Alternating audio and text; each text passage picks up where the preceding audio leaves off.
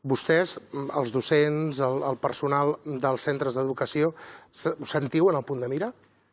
És evident que quan passen aquestes situacions és que ens assenyalen en els docents i estem en el punt de mira.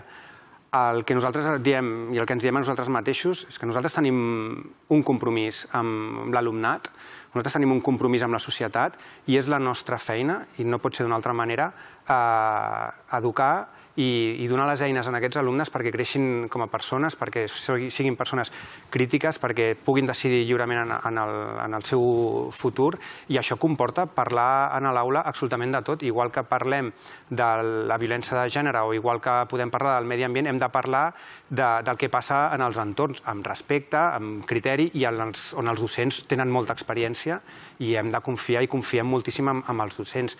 I, per tant, tot el que sigui assenyalar no fa cap benefici. L'escola és un espai per créixer, l'escola és un espai de convivència i no podem fer servir l'escola per fer aquest tipus d'acusacions. I, de fet, l'altra vessant és la de pare, jo soc docent i pare, jo també com a pare exigeixo que l'escola que porti els meus fills hi pugui haver aquesta llibertat.